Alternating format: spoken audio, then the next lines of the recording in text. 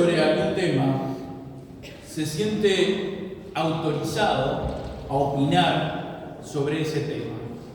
Muchas veces pasa que, como sabemos sobre algo, aunque no sea necesario, nos sentimos autorizados a opinar sobre eso. Nos sentimos autorizados porque de alguna manera podemos aportar algo con lo que decimos, ¿no? Esto pasa muchas veces con las personas que tienen un oficio o que se especializan en algo. Por ejemplo, los albaniles.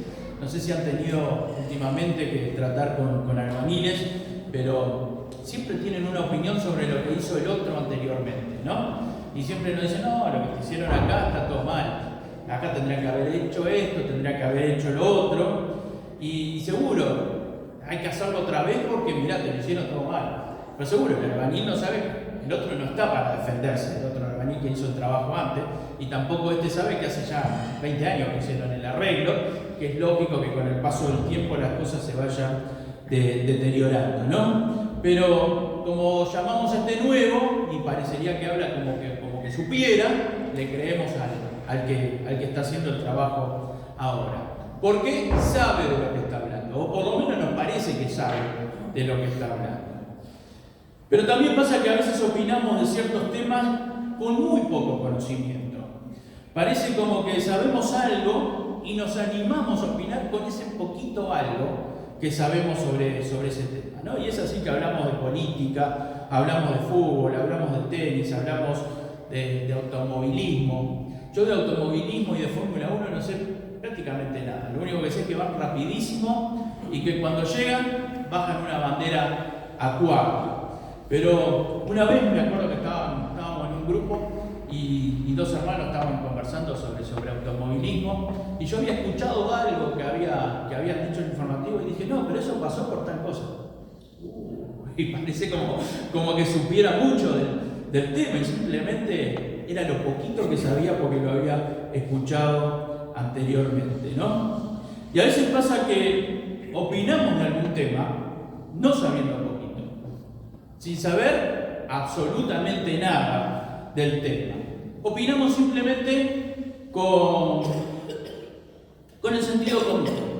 Nuestro sentido común nos ayuda a entender cómo pueden ser las cosas. Y si hay algo que nos parece disparatado, nuestro sentido común nos dice, no, eso no puede ser de ninguna manera. Entonces viene un vendedor y nos quiere vender algo y nos está hablando de la excelente calidad de su producto y nuestro sentido común nos dice, mirá las terminaciones, no puede ser tan bueno eso que te está ofreciendo. Fíjate el precio, el sentido común nos dice, cuesta la tercera parte de lo que cuesta el otro. Algo debe de haber, no debe de ser de la calidad del otro. Y de alguna manera, sin saber nada del producto, nuestro sentido común nos dice, no te conviene tomar esta opción. Podemos saber mucho, podemos saber poco, no podemos saber nada, pero podemos discutir de cualquier tema. Ahora, hay una persona, y solamente una persona, al cual no le podemos discutir sobre ningún tema.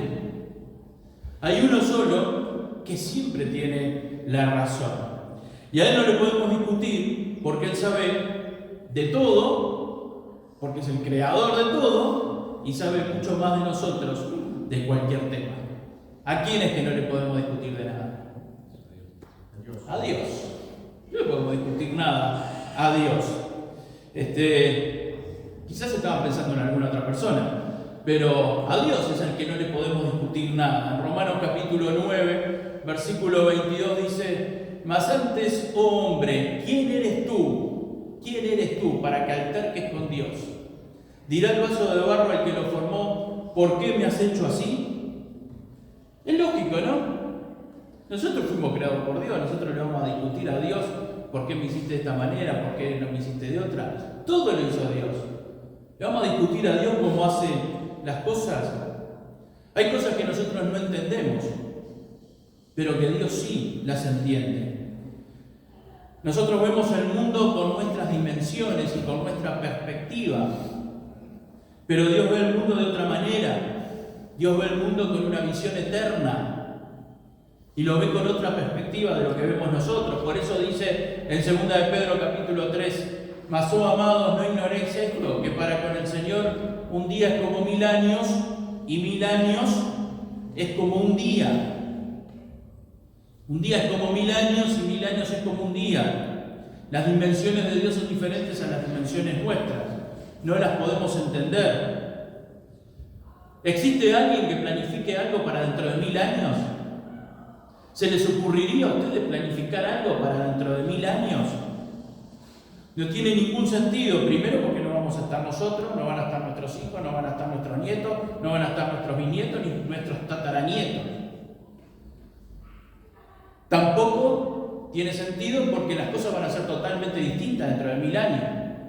Imagínense si traemos a alguien del año 1023 al 2023, ¿cómo podría vivir esa persona? Ya si traemos a alguien de 50 años atrás, ya sería distinto para esa persona, muchas cosas serían distintas. Imagínense 1000 años para atrás.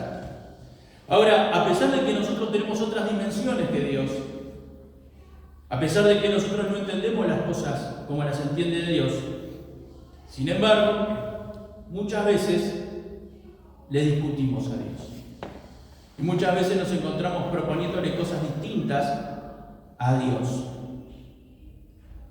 Miren, cualquiera de nosotros más o menos tenemos ya pensado qué es lo que vamos a hacer mañana de mañana, qué es lo que vamos a hacer mañana de tarde, a qué hora nos vamos a levantar, cómo vamos a ir al trabajo, qué vamos a hacer en nuestro trabajo, con quién nos vamos a encontrar, porque eso está dentro de nuestras dimensiones. Pero no podemos altercar con Dios, no podemos discutir con Dios, no podemos explicarle algo a Dios, porque Él sabe todo mejor que nosotros. Y no podemos convencer a Dios de nada. Pero a pesar de esto, algunas veces nos encontramos discutiendo con Dios y tratando de enseñarle a Dios cómo tiene que hacer las cosas. Hace un tiempo una persona se contactó conmigo y me dijo, quiero que mi esposo está enfermo, le queda poco tiempo, quiero que venga un pastor evangélico a hablarle de Dios. La persona no era creyente, pero quería que fuera un pastor evangélico. Le dije, no hay ningún problema.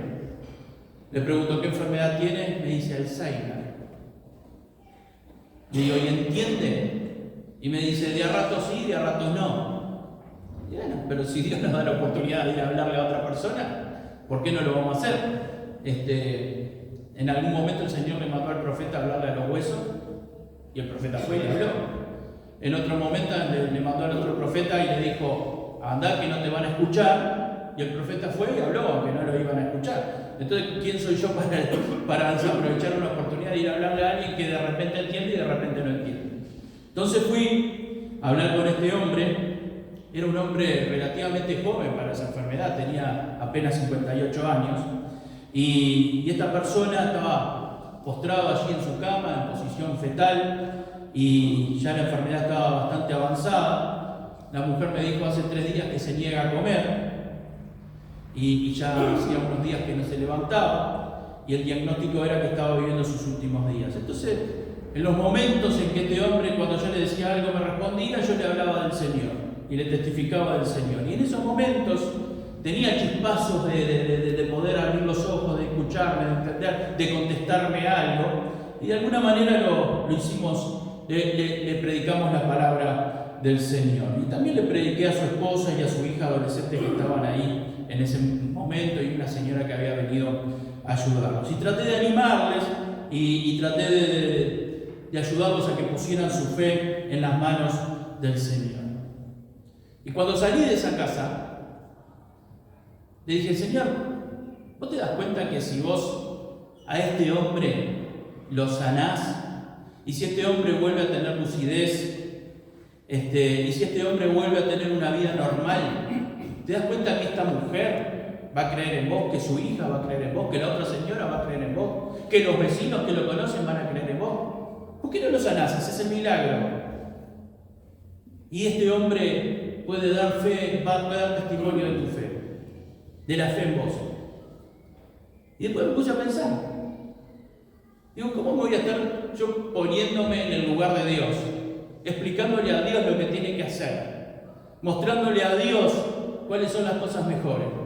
Y dije, qué necio que soy. ¿Cómo voy a estar enseñándole yo a Dios cómo tiene que hacer las cosas para que las cosas sean mejores? Y ahí me di cuenta, ¿soy yo Dios para enseñarle a Dios? Ni hablar cuando nos podemos discutirle a Dios sobre las cosas que hace en nuestra vida. Señor, ¿por qué permitís esto en mi vida? ¿Por qué está pasando esto? Señor, ¿por qué permites que los niños estén muriendo en aquel lugar donde hay guerra? Señor, ¿por qué permites esta injusticia y esta otra injusticia? Y nosotros estamos mirando con una dimensión humana. Y Dios tiene una dimensión infinita.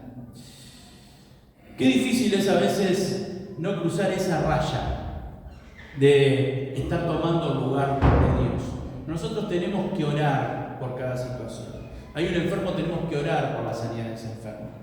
Pero siempre tenemos que estar dispuestos a escuchar lo que Dios quiere. Y siempre tenemos que estar dispuestos a aceptar la voluntad de Dios por sobre todas las cosas. Porque nosotros no somos quienes para proponerle a Dios. Pero nosotros tenemos que orar por el que está pasando por una dificultad, por el que está en un momento difícil.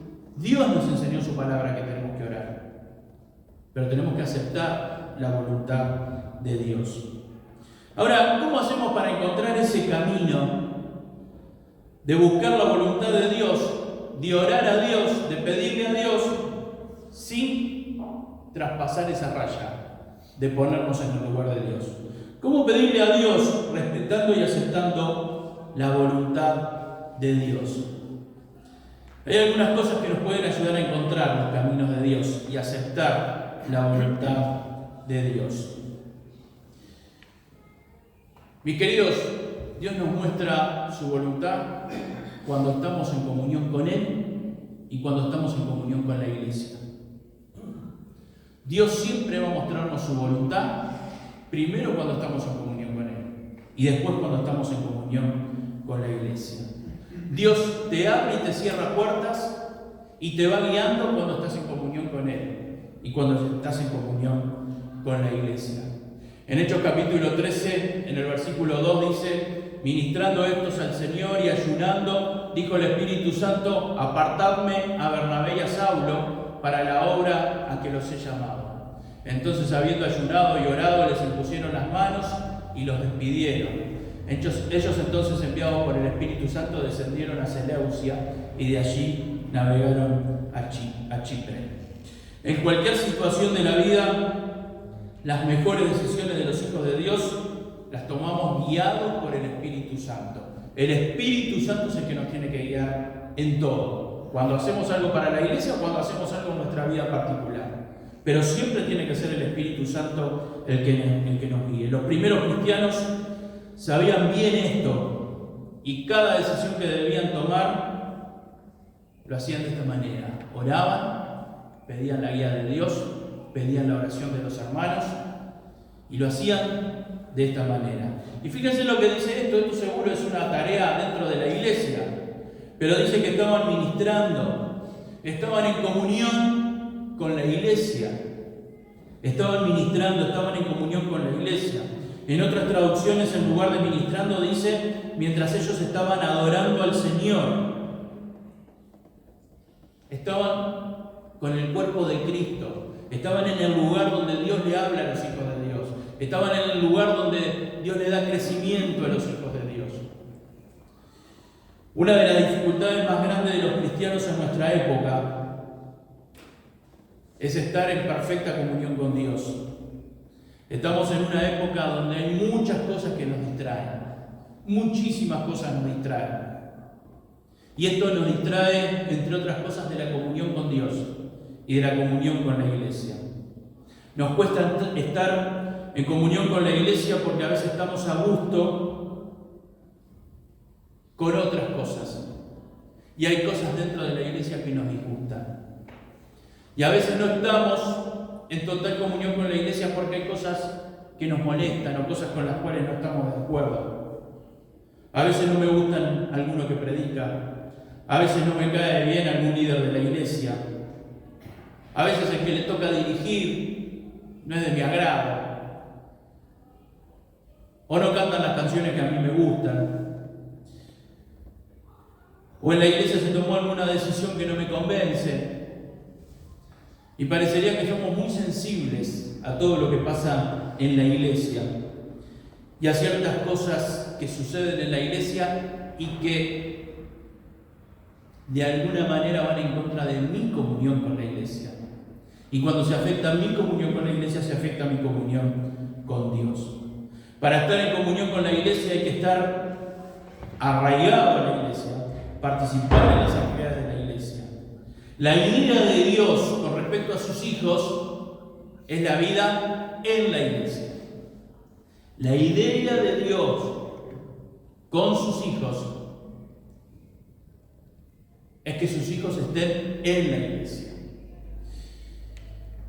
Por eso insistimos siempre en participar en todos los cultos de la iglesia, en todas las actividades de la iglesia. ¿La iglesia es una creación humana o divina? ¿Quién inventó la iglesia? ¿La inventaron los hombres o la inventó Dios? Dios. Es una invención de Dios.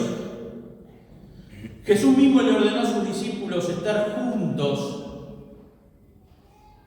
hasta que viniera el Espíritu Santo. Y luego, con la llegada del Espíritu Santo, nació la iglesia. Y luego el Espíritu Santo fue guiando a los cristianos a estar juntos y a formar diferentes iglesias en diferentes lugares. Si Dios creó la iglesia, ¿dónde le va a hablar a sus hijos?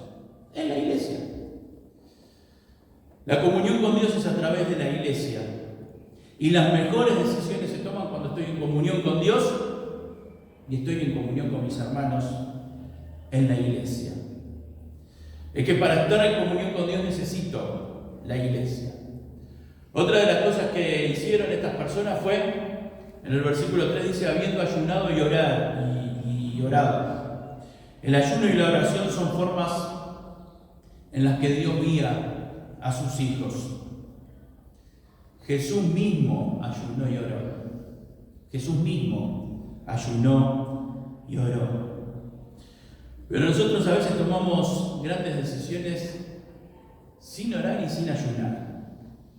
Siempre el ayuno y la oración, cuando estamos en comunión con Dios, nos ayudan a tomar las mejores decisiones y a seguir los caminos de Dios. Mi hermana, mi hermano, cuando tomas las decisiones orando y ayunando, te aseguro que no te equivocás, y aunque el resultado no sea lo mejor a los ojos humanos, vas a estar andando bien. Y cuando nosotros estamos seguros de lo que estamos haciendo, nunca cuestionamos a Dios. Cuando vos tenés claramente entendido que estás caminando por donde Dios quiere que camines, nunca te vas a poner a cuestionar a Dios. Cuando cuestionamos a Dios es muchas veces porque no estamos seguros de estar haciendo lo que Dios quiere que hagamos. Otra de las cosas que hicieron fue que les impusieron las manos. ¿Qué significa que les impusieron las manos? ¿En qué oportunidades se imponían las manos? Las manos se imponían cuando Dios había mostrado algo especial y esa persona recibía el apoyo de los hermanos sabiendo que Dios estaba guiando lo que hacía. Se usaba, lógicamente, para las tareas espirituales, cuando Dios enviaba a alguien a predicar a tal lugar o a hacer tal tarea en el nombre de Dios, ¿no? El imponer las manos se usaba para tareas espirituales, por ejemplo, los viajes misioneros o cuando se designaba a alguien para una tarea especial en algún lugar especial. Era una manera de que otros hermanos dijeran: te estamos apoyando, te estamos enviando en esto que Dios te está mostrando en tu vida espiritual, en tu servicio a Dios. En las decisiones personales no es necesario imponer las manos. En las decisiones que tomamos nosotros en nuestra vida personal no es necesario imponer las manos. Pero lo que sí a veces es bueno, buscar la opinión de hermanos para que nos ayuden a tomar las mejores decisiones. ¿Y qué pensás de esto? ¿Y qué te parecería qué es lo mejor en esta situación.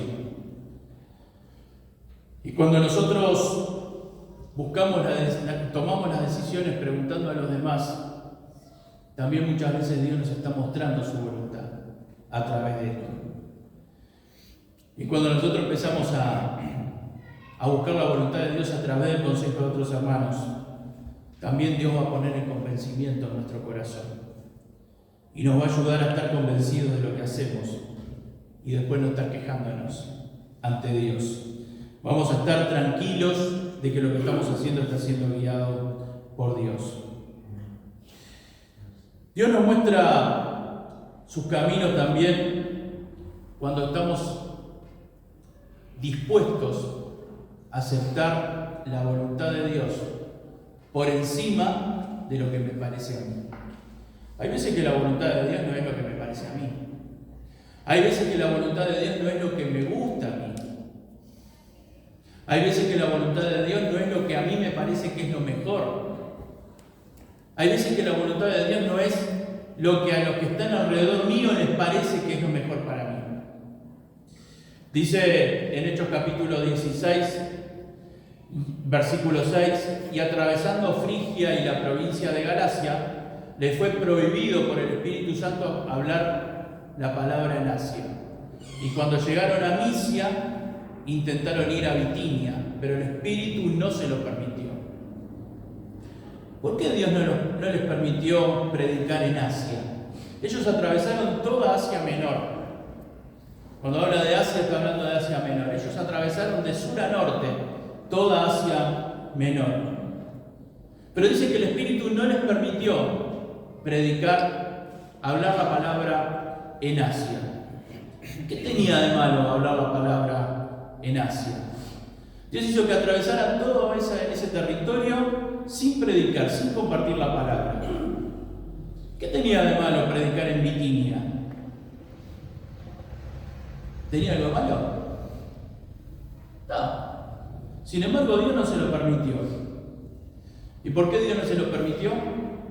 Y porque Dios tenía otros planes y quería que primero fueran a otro lugar. Y Pablo, Silas y Lucas fueron a otro lugar porque Dios quería que vivieran otra experiencia. Y fíjense lo que dice el mismo capítulo en el versículo 8. Y pasando junto a Misia, descendieron a Troas, y se le mostró a Pablo una visión de noche, posiblemente un sueño. Un varón macedonio estaba en pie, rogándole y diciendo: pasa a Macedonia y ayúdanos. Cuando vio la visión, enseguida procuramos partir para Macedonia, dando por cierto que Dios nos llamaba para que les anunciásemos el Evangelio. A través de un sueño o de una visión en la noche, Dios lo llevó a Macedonia. Ahora fíjense un detalle. Dice, dando por cierto, versículo 10, dando por cierto que Dios nos llamaba. Queridos, cuando Dios nos habla y nos muestra algo, Dios es claro en lo que debemos hacer. Nos da la convicción, dando por cierto. Dios nos da la convicción, Dios nos da la seguridad de lo que quiere. Ahora, yo les voy a preguntar, ¿saben lo que pasó en la región de Macedonia? Dios no los dejó predicar en Asia, los hizo ir a Macedonia. Allí en Macedonia fueron a la ciudad de Filipos. ¿Saben lo que les pasó en Filipos? A Pablo y a Silas los metieron presos. Primero los azotaron, después los metieron presos. Y dice que los metieron en el calabozo del fondo. Supongo que lo habrán metido ahí porque era el peor de los calabozos. ¿Qué habrán pensado Pablo y Silas en ese momento? Señor, ¿no hubiera sido mejor quedarnos a predicar en Asia? Nos trajiste hasta acá y nos azotaron y nos metieron en el calabozo del fondo. Señor, ¿qué necesidad de recibir este castigo y de estar presos en este lugar? ¿Le dijeron esto a Pablo y Silas al Señor? ¿Discutieron con Dios? ¿Se pusieron en el lugar de Dios para tomar las decisiones? Mi hermana, mi hermano, ni Pablo ni Silas discutió con Dios.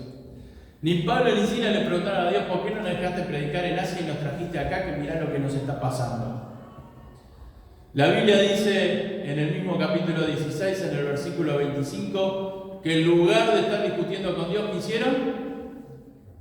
Pero a medianoche, orando Pablo y Silas, cantaban himnos a Dios y los presos los oían. En lugar de discutir con Dios, oraban y alababan a Dios y bendecían el nombre de Dios. En lugar de reprocharle a Dios, se pusieron a alabar a Dios y a adorar a Dios. Y los presos los oían. Me gusta que eso que dice al final, y los presos los oían, como diciendo, cantaban para que los escucharan los demás. Se pusieron a cantar himnos porque sabían que Dios mismo los había enviado a ese lugar. Y aunque no estaban pasando por un buen momento, ellos sabían que estaban haciendo lo que Dios quería que hicieran. Y eso los llenaba de paz y los llenaba de tranquilidad. Porque ellos estaban seguros que si estaban en ese lugar, aunque estuvieran pasando mal, aunque pudieran estar predicando en Asia y pudiera estar todo bárbaro, el Señor los llevó a ese lugar porque quería que vivieran esto. Mis hermanos, cuando estamos dispuestos a cambiar nuestros planes, cuando estamos dispuestos a cambiar nuestros planes por los planes de Dios, no nos vamos a poner a discutir con Dios. No vamos a perder el tiempo altercando con Dios. Aprendamos a cambiar discusiones y reproches por alabanza. No nos pongamos nosotros en el lugar de Dios y no le enseñemos a Dios lo que tiene que hacer. ¿Saben cuál fue el resultado de que Pablo y Silas cantaran estas canciones? ¿Cuál fue el resultado? El carcelero. El carcelero y toda su familia aceptó al Señor como su Salvador. Y la iglesia de Filipos creció y se hizo una iglesia grande. ¿Qué hubiera pasado si cuando el Espíritu Santo no les permitió ir a hablar en Asia, Pablo y Silas hubieran dicho, no, nosotros nos quedamos igual acá. Acá está bueno para predicar. ¿Quién sabe lo que puede pasar en otro lugar?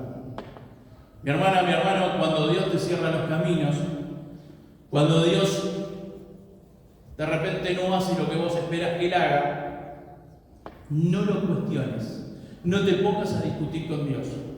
No te pongas en el lugar de Dios. Seguí andando por los planes de Dios, aunque no sean los mejores.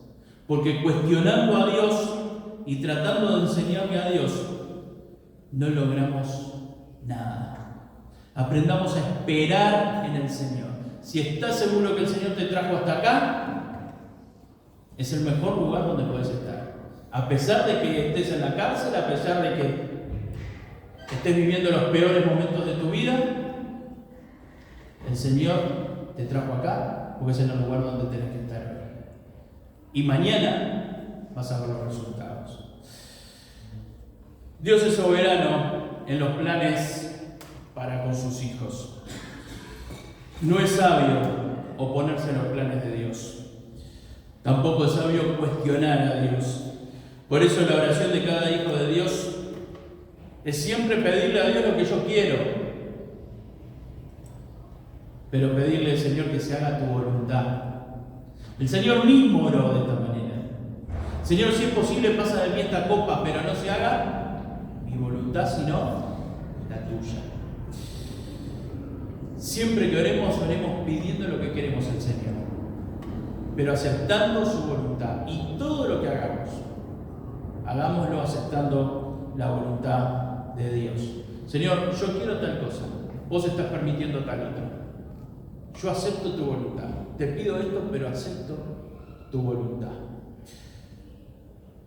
Romanos 9:20. Mas antes, oh hombre, oh mujer, ¿quién eres tú para que alterques con Dios? Dirá el vaso de barro al que lo formó, ¿por qué me has hecho así? Que el Señor nos bendiga, que nos dé sabiduría para no estar discutiendo con Él, para no estar enojándonos con Dios, para no estar poniéndonos nosotros en lugar de Dios. Cuando nosotros empezamos a cuestionar lo que Dios hace, nos estamos poniendo nosotros en lugar de Dios. Aprendamos a alabar a Dios, a bendecir el nombre de Dios, aun cuando las cosas no sean como yo las quiero. Muy bien, vamos a terminar con una oración. Vamos a ponernos de pie y vamos a orar. Padre eterno, gracias por todas tus bendiciones, Dios. Dios, gracias porque muchas veces nos llevas por caminos que no son los que nosotros queremos. Y muchas veces permitís cosas que no son las que nosotros esperamos. Pero sabemos que al final el resultado va a ser el mejor. Sabemos que al final vos vas a estar mostrando tu gloria y vas a estar mostrando tu poder. Padre eterno, perdónanos porque muchas veces nos encontramos ocupando tu lugar o queriendo ocupar tu lugar. Perdónanos por cuando te cuestionamos. Perdónanos, Señor, cuando vos ya mostraste una cosa y nosotros proponemos otra. Perdónanos cuando no estamos dispuestos a cambiar nuestros planes por los tuyos. Danos sabiduría para aceptar cada plan que vos tenés para nuestras vidas. Ayúdanos a caminar en el camino que vos tenés para la vida de cada uno de nosotros. Señor, que podamos aceptar tus planes y que podamos vivir en esos planes, Padre. Nos encomendamos en tus manos. Guíanos, Señor. En el nombre de Jesús. Amén. Que el Señor les bendiga.